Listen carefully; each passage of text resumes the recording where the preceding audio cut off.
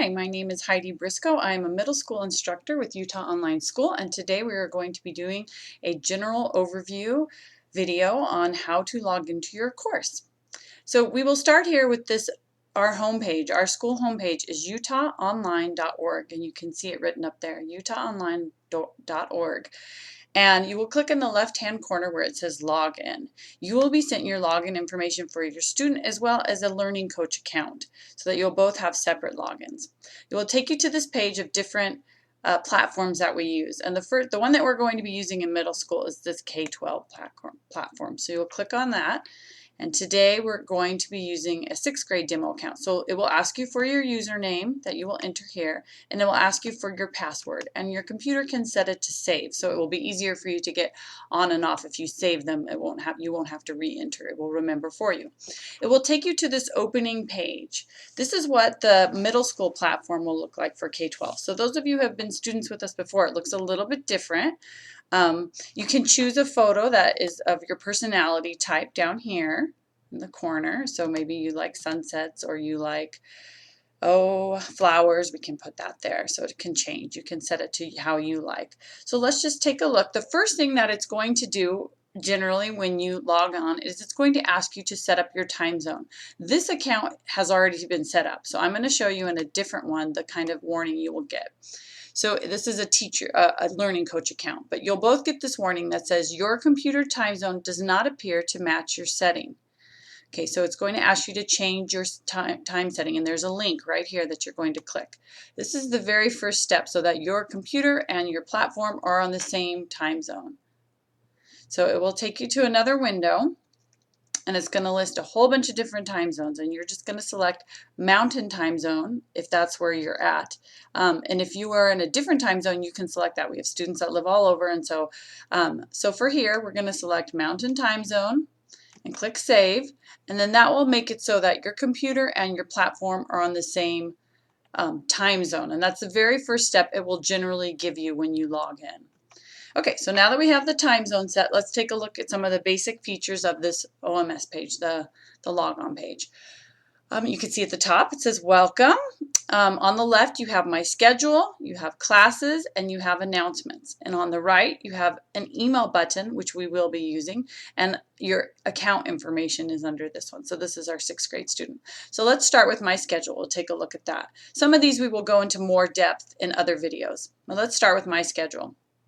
Okay, so this will be a very useful button when you are in courses. This will show you the courses it will list your courses, the assignments, and when they are due. I like to look at it in a week view so you can see Monday, Tuesday, Wednesday, Thursday, Friday, and it will show you the expectations and the assignments and projects and quizzes that your teacher expects you to do that week. Now this is summer, so nothing is coming up, but if I were to click forward, and this is helpful too if you're ever going on vacation or you want to see what's coming, you're welcome to do that. So if I click forward to a later date, this student, you can see on Monday the 19th of August, they have a Chinese course assignment that they need to do.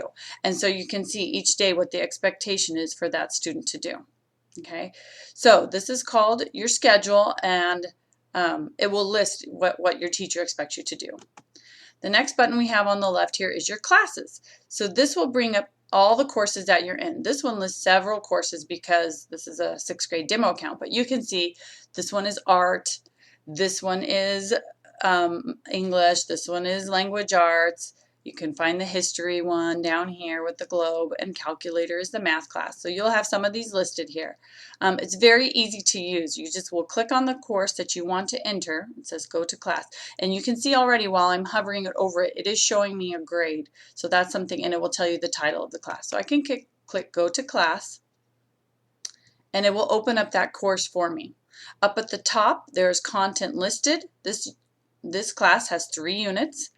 Unit 1, Unit 2, Unit 3, and I can click over and see I'm 6% completed with Unit 1. I haven't started Unit 2, so that's one place to look.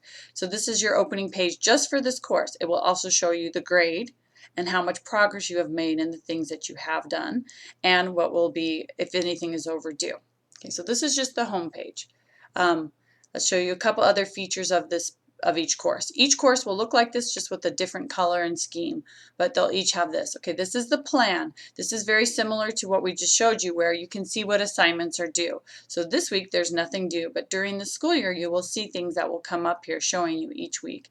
You can look at a month view, a week, and that will help you. Content is a very important button. This is where you will see the list of all the components of the class. So this is kind of where you can use that front button, content, to get into your course, or you can actually click on this content right here to get into your course.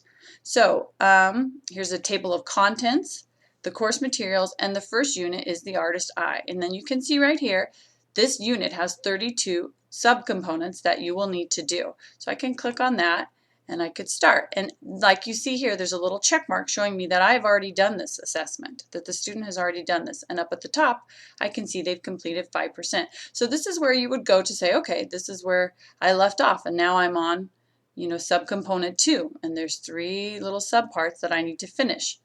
And that's an easy way to get into your course. Up at the top, we also have progress that will show you how far you have completed the courses and the units that are in that class. You have a grades button that will show you all the things that will be graded. So you can look here and see on Unit 1, there's going to be a couple of quizzes and a unit test. And on this very first quiz, the student didn't do very well. They got a D, so they will probably want to retake that and restudy. Tools is also a way to pull up just assignments, announcements, anything else like that.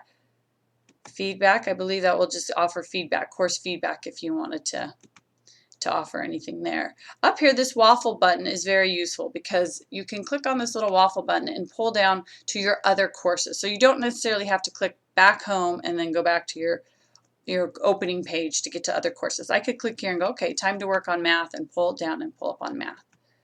All right, so this is just a little overview of how you will get into your course. So again, this is your course. Each one has its own page.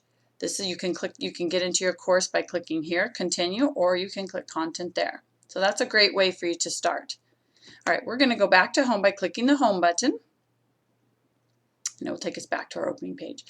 And now let's talk about announcements. Sometimes your teachers will make announcements that they want you to know for the whole course, remind you this test is coming up, or remind you that a project is coming up, or just to say welcome to the course. That will be on your announcements. And when there's an announcement you haven't read, there will be a little symbol here showing you that you haven't read it. Okay, so I think that is our basic opening with the main things that you're going to be using on this opening page. We'll go into some of these other features on other videos, but this is just an overview on how you will use your opening middle school page. Let us know if you have any questions. Thanks so much.